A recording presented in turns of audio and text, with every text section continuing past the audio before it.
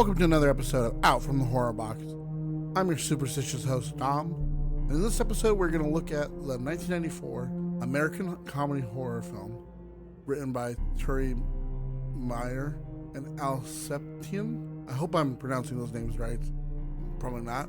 And directed by Rodman Flender. This is just in time for the holiday, St. Patrick's Day. This is the sequel to the folktale inspired film Leprechaun 2. On his 1000th birthday, a vengeful leprechaun attempts to claim a bride by tricking his slave's daughter into sneezing 3 times, only to be foiled by her father's sacrifice. Vowing revenge, he awakens 1,000 years later in 1990's Los Angeles to target the descendant of his would-be bride.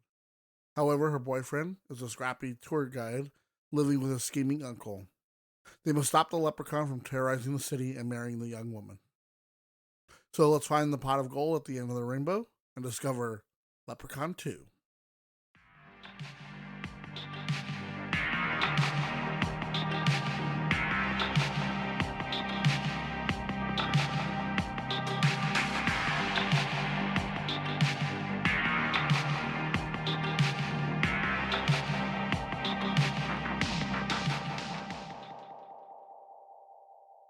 The 1992 original Leprechaun proved that a strong gimmick could carry a film, even if other aspects fell short. That gimmick was the titular leprechaun, a devilish, pint-sized figure with a mischievous grin and a wicked sense of humor and a penchant for chaos, all brought to life with the unforgettable flair by British actor Warwick Davis.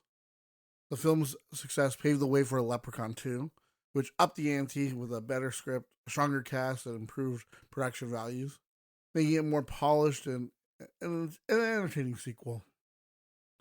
In Leprechaun 2, the mischievous leprechaun is back, and this time he's not just after his missing gold coin, he's also on a quest to find a bride and start a family. The film opens with a prologue set in Ireland 1,000 years earlier, where a father sacrifices his life to save his daughter from becoming the leprechaun's bride. And then we fast forward to, quote unquote, modern day LA, and the leprechaun sets his sights on a new descendant of that same bloodline and is determined to make her his bride this time. The story unfolds like a classic myth, with a young suitor stepping in to save his beloved from the leprechaun's clutches. Writers Turi, Meyer, and Septien, I think that's, like I said earlier, I'm pretty sure I'm pronouncing that right. I don't know. You never know if you're ever pronouncing anyone's name correct.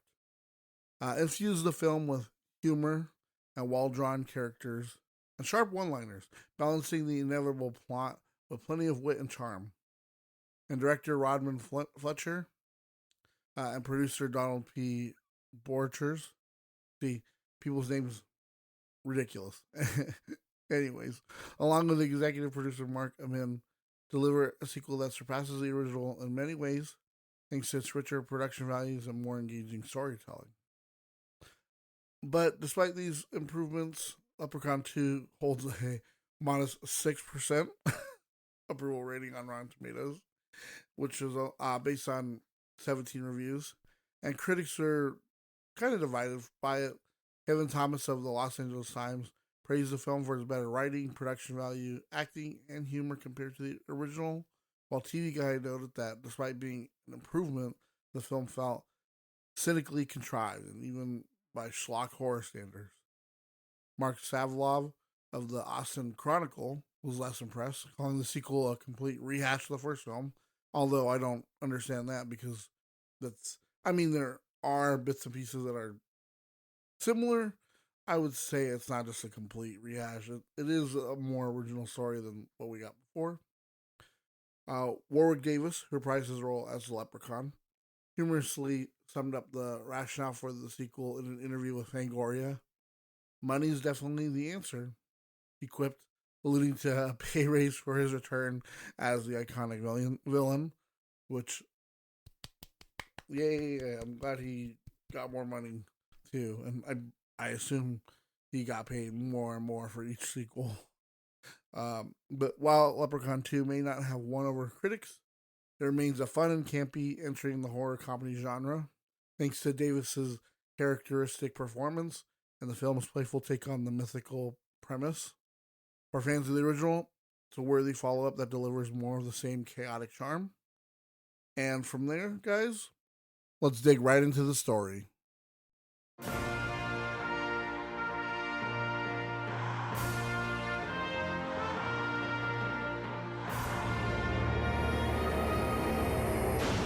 I've waited 1,000 years for this night. Her lips so soft, her face so fair, her bosom so ample. Tonight, I can claim me bride. With this ring, I thee wed. Bridget! Now what the hell happened? A leprechaun did it. Leprechauns don't exist. What's that you say? There's no stopping me now. I want me go! Get it out of me! Scream as you may. Scream as you might. It's gonna be one hell of a wedding night. Oh, now you're in for some trouble. What do you think of your bridal chamber? I may now kiss the bride.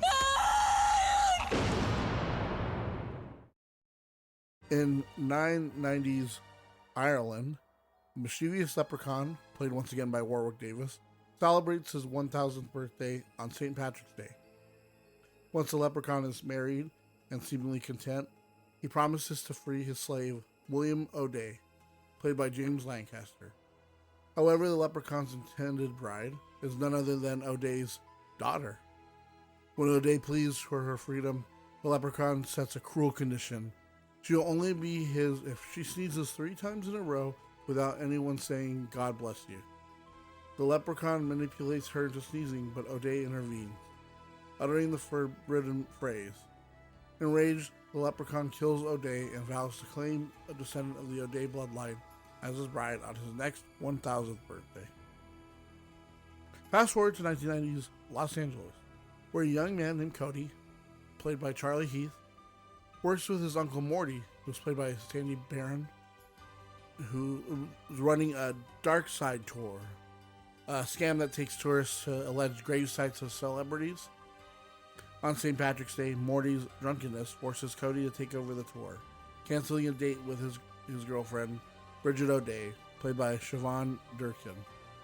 Cody drops Bridget off at a go-kart track run by his rival, Ian, played by Adam Bisick, before continuing the tour. At one of the stops, a house where a real Irish tree grows, supposedly planted by Harry Houdini, the leprechaun emerges. He attacks a homeless man, stealing his gold tooth, and sets off in search of his new bride, Bridget, a modern-day descendant of the O'Day family. Meanwhile, Cody's reckless driving lands him in trouble with the law, and Morty bails him out. Bridget, left alone, fends off Ian's unwanted advances by punching him. As Ian leaves, he sees Bridget gesturing for him to join her in the garage. Unbeknownst to him, it's a trick by the leprechaun, who has disguised a lawnmower as Bridget. When Ian attempts to kiss quote-unquote Bridget, the lawnmower is revealed and slices him to death. Cody later visits Bridget to reconcile, bringing her flowers. The leprechaun sneaks in and begins making her sneeze. Cody, thinking the flowers are to blame, tries to say "God bless you," but the leprechaun strangles him with a phone cord before he can finish. The leprechaun then reveals himself, claiming Bridget as his bride. A scuffle ensues and the leprechaun escapes with Bridget, but not before losing one of his gold coins, which falls into Cody's possession. The leprechaun takes Bridget to his lair, but soon realizes a coin is missing. He leaves to retrieve it, while Cody becomes a suspect in Ian's death and Bridget's disappearance. Cody returns home and, with Morty's help, consults a book that reveals that the leprechaun's ancient quest for love and his weakness, cast iron. The leprechaun attacks, demanding his coin back. Cody offers a deal, the coin in exchange for Bridget's safe return, but the leprechaun has no intention of honoring it. Morty intervenes, and they escape to a bar celebrating St. Patrick's Day. Morty challenges the leprechaun to a drinking contest, believing Bridget is safe as long as the leprechaun is distracted. Morty wins, but the leprechaun escapes, sobering up at an espresso bar and killing the barista who mocks his height. Armed with the knowledge of the leprechaun's weakness, Cody and Morty head to the go-kart track office to retrieve a cast iron save, planning to trap the leprechaun inside. The security guard nearly catches them, but Morty knocks him out. As the leprechaun attacks Morty, Cody successfully traps him in the safe. However, Morty, greedy for the leprechaun's gold, locks Cody in a supply closet and demands 3 wishes. His first wish for the pot of gold, which is granted, but the gold manifests inside his stomach. Desperate, Morty uses his second wish to free the leprechaun, but then grants Morty's third wish by disemboweling him to remove the gold. Cody escapes the closet, but is confronted by the security guard, who accuses him of the murders. The leprechaun appears in a go-kart, running over the guard and attempting to kill Cody. Cody discovers that holding the gold coin makes him immune to the leprechaun's attack. He makes his way to the leprechaun's lair, where he defeats the skeleton of the ancient O'Day and frees Bridget. As they attempt to escape the labyrinthine cave, they are separated. Cody finds Bridget, who asks for the coin. He hands it over, only to realize it's the leprechaun in disguise. The real Bridget reappears and pleads for Cody's life, but the leprechaun forces Cody to stab himself with a cast iron stake, or so it seems. Cody, having anticipated the trick, had given the leprechaun a chocolate coin instead. Immune to harm, Cody stabs the leprechaun with the stake, causing him to combust. Cody and Bridget escape the cave, discarding the gold coin to ensure the leprechaun's curse is broken. They emerge into the sunlight and share a kiss, finally freed from the leprechaun's grasp.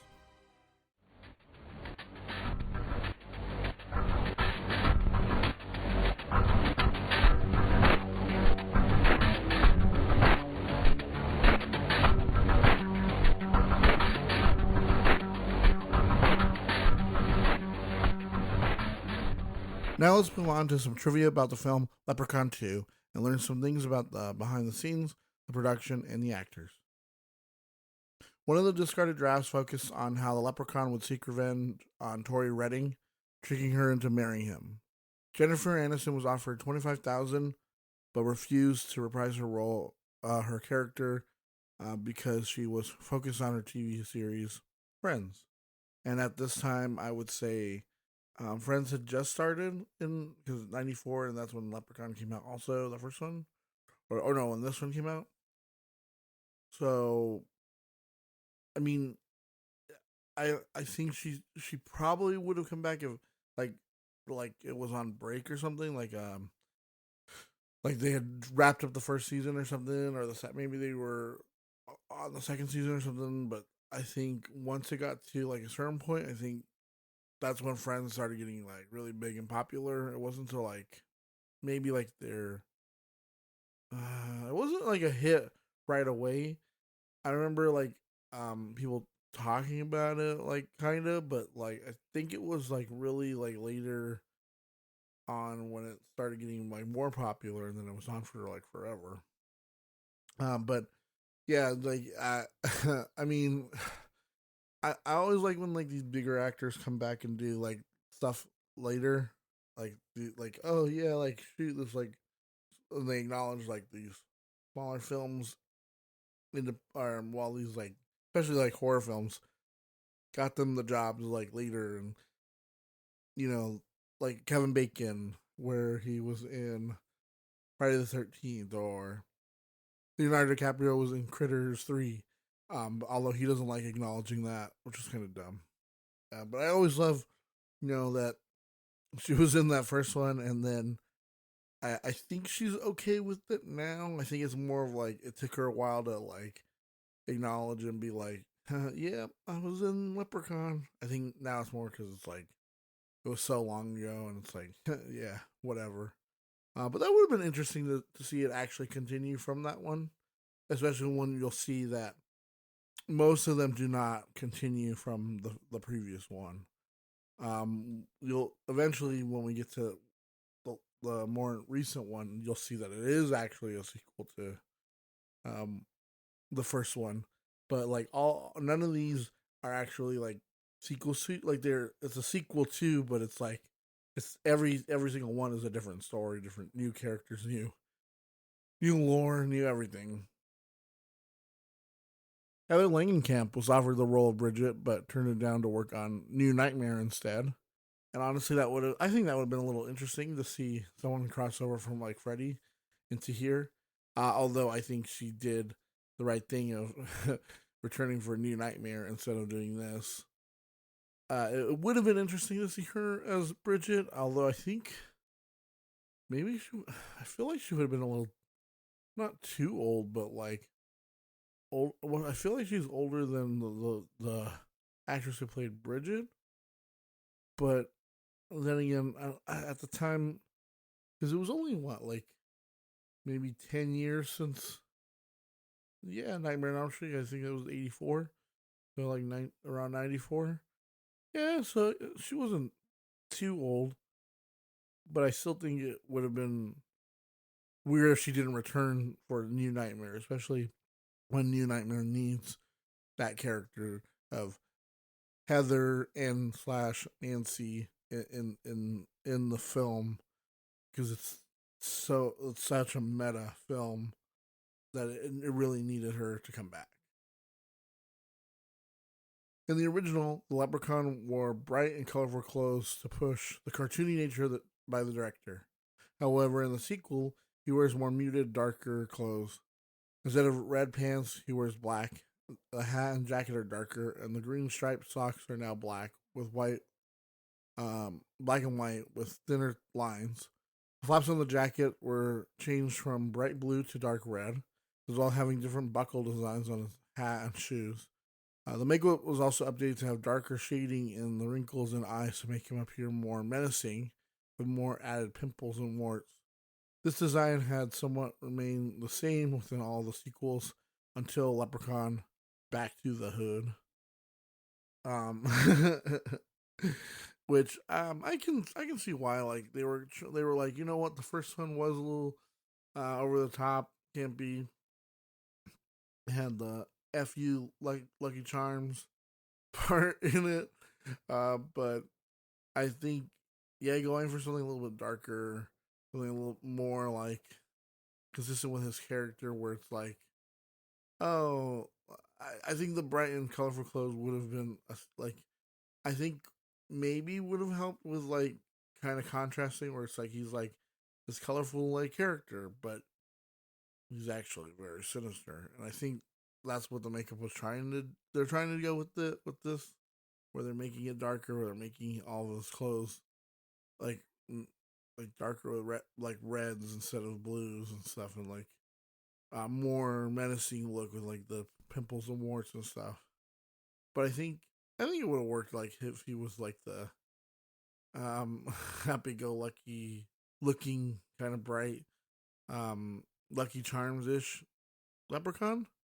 I think because then you could have really contrast that with like how much darker I think this one is than the previous one. I think this one gets a little bit darker, especially as you get further into the series. While it gets more ridiculous and over the top, so I think I think you needed to contrast. Yeah, you know what? I think that's right. I think, yeah, contrasting the campiness with the darker look, I think that works way better, especially as we go further into the series and you see like why and how. It's ridiculous. The original draft featured several scenes and subplots cut that were even filmed. Mainly the love triangle between Bridget, Cody, and Ian was a much larger plot point, and he was a main character who appeared in scenes that took place after his death in the finished film. After Cody dropped Bridget off at the go-kart place, there was dialogue mentioning how Ian and Bridget had dated in the past until he cheated on her and she broke up with him, with Ian bullying Cody at the time. Scenes at the go-kart track included Bridget hanging out with her friend Mandy and another friend of Ian's named Lyle, trying hard to flirt with Bridget. Lyle was Cody's best friend who ditched him for Ian's clique in high school and helped Ian bully Cody. Lyle took Bridget home, and after attempting to kiss her, he gets lured into the wood chipper by a nude illusion of Bridget. Ian was set to appear at Cody's apartment, demanding to know where Bridget was and why his friend Lyle was found dead. After Cody convinced Ian of the leprechaun with the gold coin, he decided to help him, but he secretly wants her for himself and later tried to push Cody in front of the go-kart the leprechaun was driving. He is later fooled by an illusion of Bridget in the leprechaun's lair in the final act of the film, giving her what he believed was the real coin, which he stole from Cody, but Cody actually gave him the false one, and Ian is killed by the leprechaun. And there's so many movies, especially like horror films, especially from the past, not as much more recently, but where they had all these like subplots, they had all these different like intricate things, and then they shot them like we talked about in Cursed, or we talked about with like I talked about with Hellraiser 4 Bloodline. There's tons of movies that this happens to where they start shooting, they have a script, and they start going through, and then the producers come in and the studio comes in and they're like, nope, we want this cut, we want that cut, we want more time saved, we need to save money, we need to do this, we need to do that. Or like with Curse, where it went over budget because they wanted so many reshoots and recuts because, surprise, the Weinsteins are terrible people and they are looking for a very specific audience, and it's ridiculous. And yeah, sometimes it can help a film, sometimes it can hurt a film, sometimes just to see that in there is and like some of that old like footage and seeing like some of what they cut out is interesting. And I like to see that. That's why I love seeing like deleted scenes and stuff.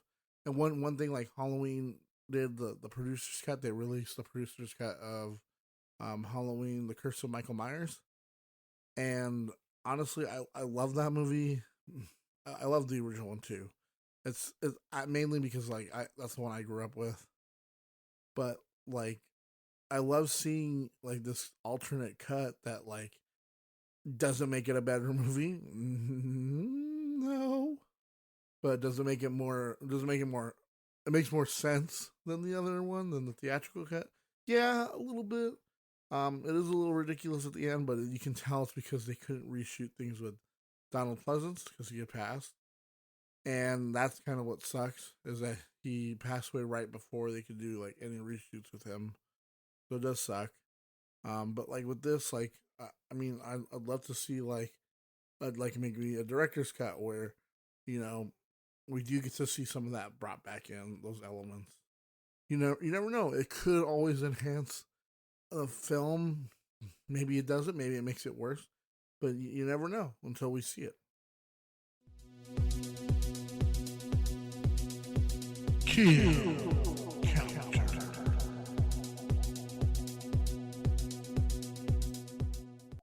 We've arrived at the kill counter. This is the part of the podcast where we go through the kills and deaths in the film. The Leprechaun racks up a total of 5 kills, but in the end, the Leprechaun is brought down and added to the counter. So we start off with William O'Day, the Leprechaun slave. He has his neck broken by the Leprechaun early on in the film. I mean, that's the only way he's going to get rid of him after, taking away his bride. Next up, we have Ian, who is Cody's somewhat like adversary, his rival. Also wants Bridget for himself. And, after being rebuffed, he has his face chopped up in blade boobs. It's because the Leprechaun uses magic to disguise the lawnmower as Bridget and just goes at him. Then, once the Leprechaun, is drunk, he gets drunk under the table, and then after the one of us, which was kind of funny. Then when a barista who is played by, I think it's Michael McDowell. Is that his name? I'm pretty sure. Yeah, and because he's from Mad TV, he's hilarious. But he plays a barista who starts making fun of the Leprechaun for being little and tiny. So then the Leprechaun uses the steam from the espresso machine to kill him by essentially steaming off his face. Then poor Morty, Uncle Morty, has his stomach expanded and ripped open because he's got the pot of gold in his stomach because, you wish for something. It's kind of like a Wishmaster or like an evil genie, like, or, yeah, because not all jinn are evil, whatever. But the pot of gold ends up in his stomach, and so in order to get it out, he has to release the leprechaun and then has him rip open his stomach, and that's how he dies. Then we get a security guard who gets run over twice by Leprechaun's go-kart, and that's how he gets killed. But in the end, Cody is able to trick the Leprechaun by giving him a fake coin, which is made of chocolate. And once the Leprechaun thinks he has caused Cody to impale himself or whatever with the wrought iron rod, that's when he turns around and stabs the mischievous Fae with it and causes the Leprechaun to blow up. And those are all the deaths and kills for Leprechaun 2.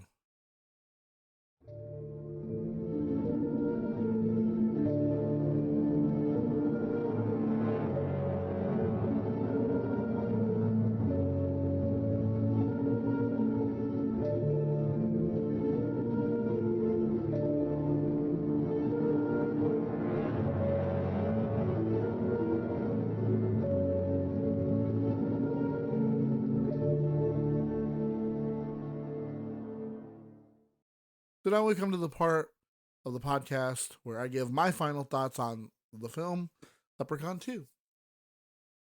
Now, I remember watching this one, not as much as Leprechaun, because Leprechaun, the first one, was one that I watched a lot. But I think the one that I watched the most was Leprechaun 3. I can't wait till we get to that. It'll be next year, guys. I'm going to just do it one each year for St. Patrick's Day. This one wasn't one that I watched a lot, and I always thought it continued into the third one with, when we get to it, you'll see he's like a statue and everything.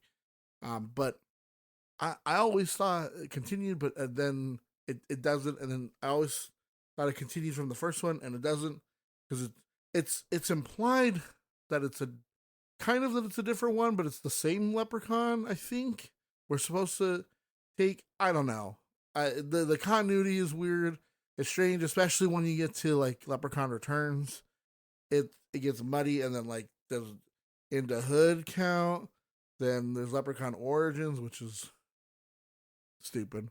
But anyways, I enjoyed it for what it is.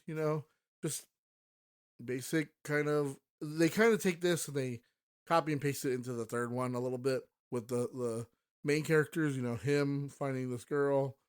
Well, in this one, it's a little bit different. It's like they're already like boyfriend, girlfriend, but in that one, a little bit different. But still, it's like the guy has to like save the girl from the leprechaun. These people are, causing their own demise because they're greedy or whatever, like Uncle Morty. But at least he like believes him.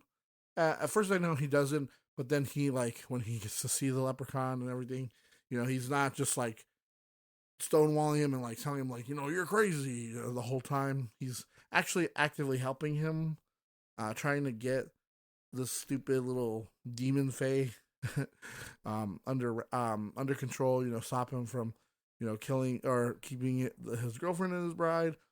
It is a little underwhelming at parts. I remember it being, as a kid, this wasn't one of the ones I would have put on first. I would have put on Leprechaun 3, maybe Leprechaun Space, then maybe probably the first one, because the first one's a classic. The first one's really good. I remember watching that one too a lot.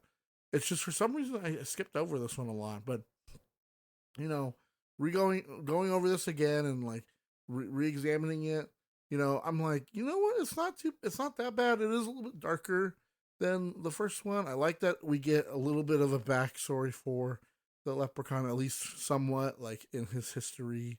It's not too much. I wish it would go a little bit more in depth, but whatever. Especially if this isn't the same leprechaun from the first, because it couldn't be, right? Because he was locked in a crate in that one for years, and this one he just comes out of a tree I don't know. It's kind of strange. And he has an evil lair somewhere else, and says it's in L.A. And that one's, I think, in Montana, right? I don't know. So it must be a different leprechaun. I don't know. Unless someone has some, or maybe, I don't know. Because he was sealed in that box with the 4-leaf clover. Whatever, right? Like, these movies aren't meant to be thought through this much. But Warwick Davis, like always, gives a phenomenal performance. He always puts 110% in to everything he does. I don't think I've ever seen anything where I'm like, oh, Warwick Davis was the worst part. Even in the Willow series, like I watched about half of that, and he was really good. I mean, some of it was a little cheesy here or there, but for the most part, like he was solid. Just like I said, like in everything he does, he's an actor. Okay, he knows what to do. Everyone else is doing a pretty okay job. I don't think there's anyone that's too terrible. I do like the one of us. Well, he's one of us. One of us. One of us. That reference to Freaks, because he meets the leprechaun in the bathroom.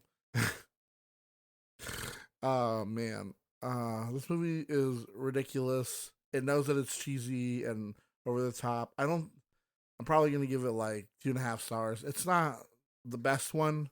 It's a little ridiculous here and there. But for St. Patrick's Day, if you're gonna watch all the leprechauns, I mean, you definitely gotta watch this one. This isn't one you would skip, like Leprechaun Origins. Origins is definitely one you can just go ahead and probably leave out. Into Hood, you could probably watch those ones. I honestly haven't seen. I think I've only seen In the Hood and parts of it. I don't think I've seen the second one, but I hear they're pretty. I think the first one I heard was pretty good. And I can't believe that they were like, hey, where do we go from space? Let's go into the hood. But I honestly, it's a fun ride. It's one you got to watch if you're gonna watch the whole series. But it doesn't really stand out too much. There's nothing really too here or there like crazy. There's nothing, and I'm trying to remember like if there's any like the first one has so many memorable like lines and like kills, and the third one too, just because it's in Vegas. But also like just some of the kills in that one too are pretty stand out. This one just kind of was like, meh, let's make another Leprechaun. 1 year later, the first one did so good. But yeah, I mean, that's all I got to say. Nothing too crazy. Nothing. It's not bad, but it's not great. It's just fine.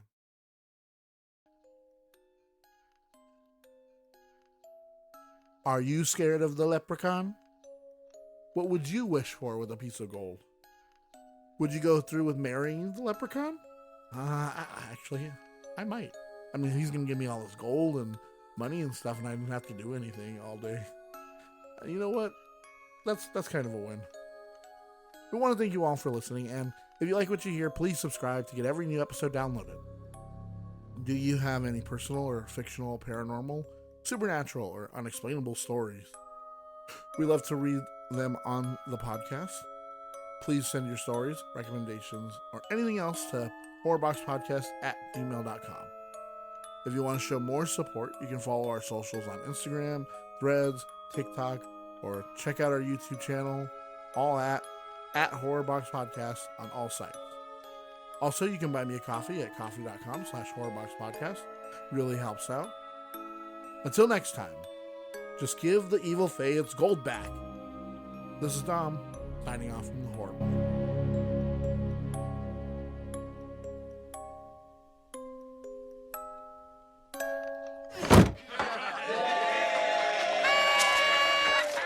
What you want.